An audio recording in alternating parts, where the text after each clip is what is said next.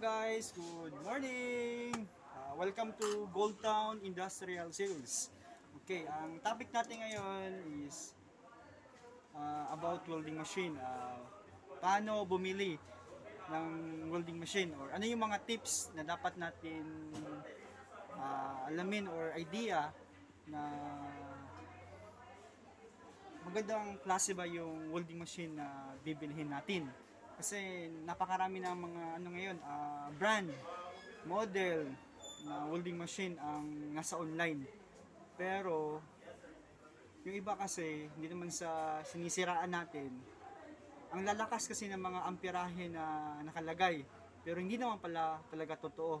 So yung ibang mga welding machine pagbili, nahihirapan sila mag-welding ng mga rods.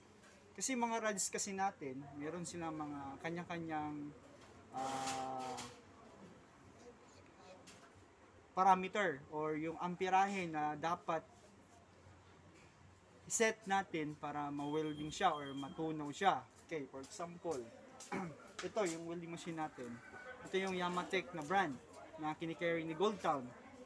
So, kung check natin, ito siya is mga inverter welding machine for small welding. So, kung small welding, stick welding, so gagamitin natin sila ng welding rods. So, stick or small welding process. Okay? So, meron tayong maliit na welding machine. Maliit, diba? So, maraming nagsilabasan ngayon ang liliit. Itong sa amin is calibrated.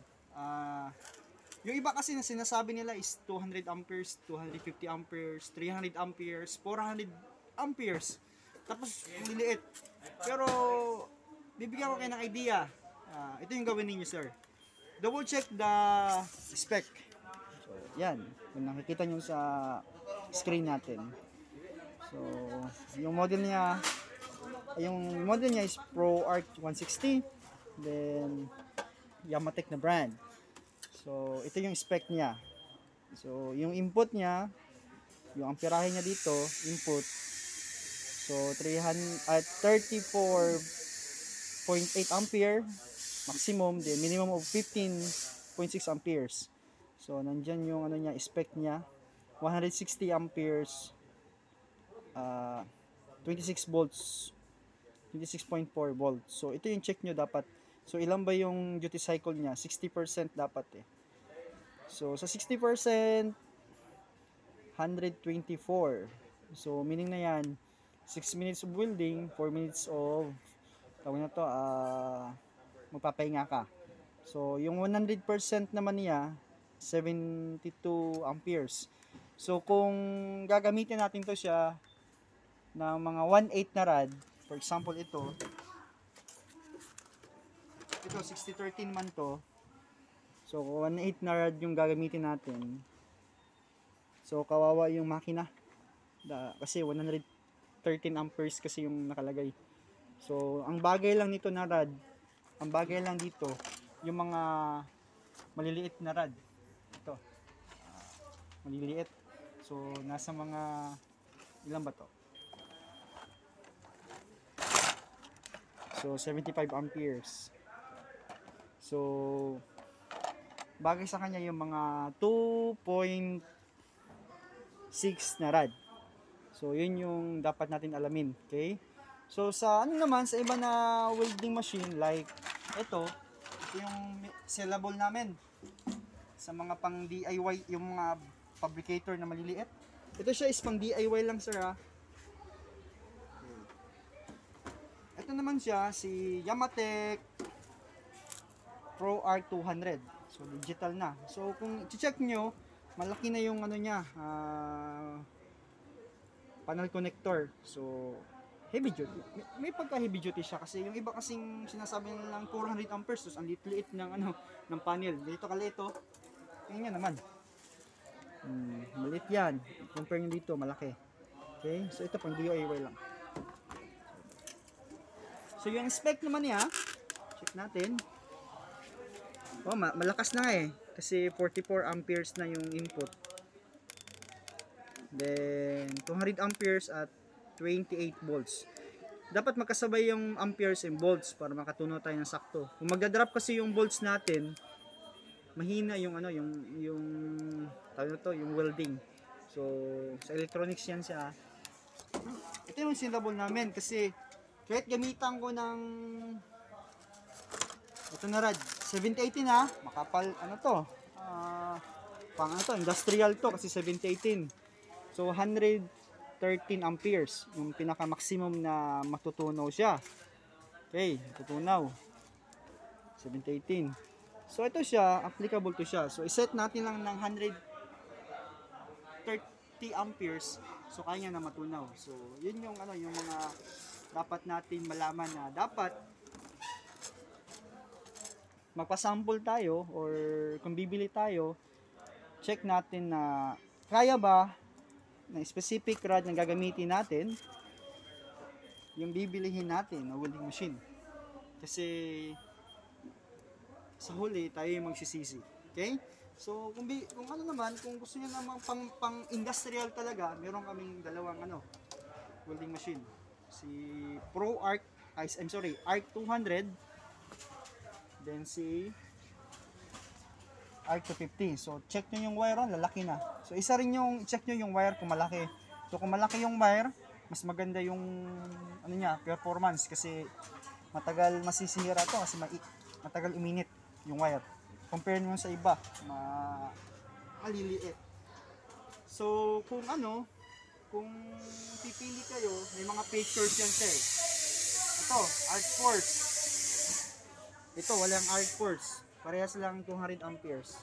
Eh yung Arc Force kasi, yung feature niya, kung nag-short na kasi yung yung amperahe na na-setting mo, yung original, kung nag-set ka ng Arc Force dyan, kung nag-short yun yung makakatulong sa'yo na babalik o lalakas yung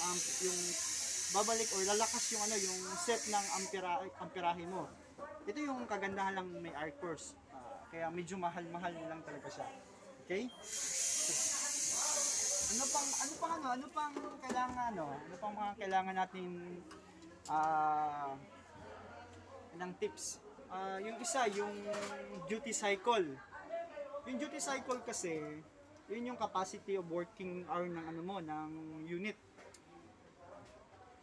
At least mga 60 dapat, 60% of duty cycle at the maximum ampere. So for example, ito yung pinaka-industrial namin. 250 amperes. Okay? Yung mga single phase kasi na malalaki, nasa mga 250 amperes, 300 lang talaga yung pinaka-maximum niya. Kasi kung single phase na 400 amperes, nahihirapan yung yung supply. So, iinit siya. Mas maganda kasi yung 3 phase na. Kasi tatlong linya yung nagda-drive. So, yung amperahe niya, input, mababa. Compare mo sa single phase, medyo mataas. Kaya, dapat, yung wire na gagamitin natin, makapal. Okay? Check nyo naman. Ito, pang-industrial talaga siya. 2 wire, ay 3, I'm sorry. Then, 4.0 millimeter. So, makapal. So, makapal yan. 4.0 mm squared. So, nasa mga 14 over 2 na royal cord. Okay? So, i-check nyo rin yung yung spec. Tingnan nyo. Kaya yung ibang sinasabi nilang 400 amperes. I-check nyo nga yung maximum input ampere niya. Tingnan nyo.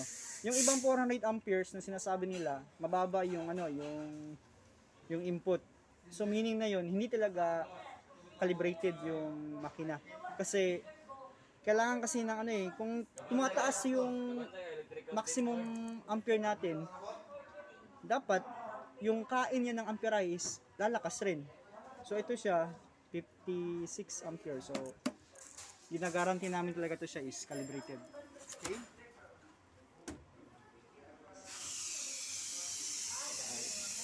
So, check natin mamaya.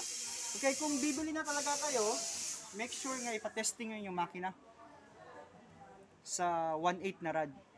Sabihan nyo yung salesperson na pwede ba kami magpa-testing ng isang rad before namin bilhin?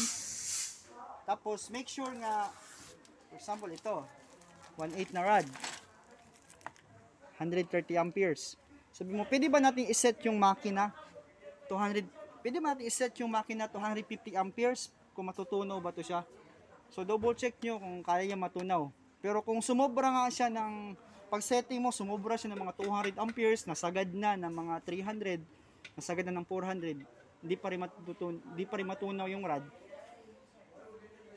Yun yung mga welding machine na hindi calibrated. Model lang yung nakalagay, tapos yung sa digital naka 400, pero yung output niya is hindi. So yun yung mga hindi calibrated na welding machine. So para mas kampante kayo, mas maganda yung mabili nyo, ipatesting nyo muna yung welding machine ninyo na bibilhin sa isang rod. Kasi marami nagsilabasan ninyo na, alam ba yun, 200 amperes, 250 amperes, 300 amperes, 400 amperes na welding machine. Napakamura, tapos maliliit. Tapos pag testing nyo, nahirapan mag-welding ng 1/8 na welding rod. So medyo nakakadismaya yan. Nakamura ka nga, pero hindi naman quality unsatisfied ka. Meron naman iba, sobrang mahal, kasi mataas daw yung amperahe, pero yung lumalabas pala na pag nagwe-welding ka na, yung amperahe output niya hindi rin calibrated. So kawawa po kayo. So mas maganda talaga na i-testing muna yung 1/8 na rod. Magpa-testing muna kayo before kayo bibili. Okay, gagawa kami ng mga videos about sa Yamatech. Then please follow na lang sa channel namin para matulungan namin kayo. Okay? Thank you.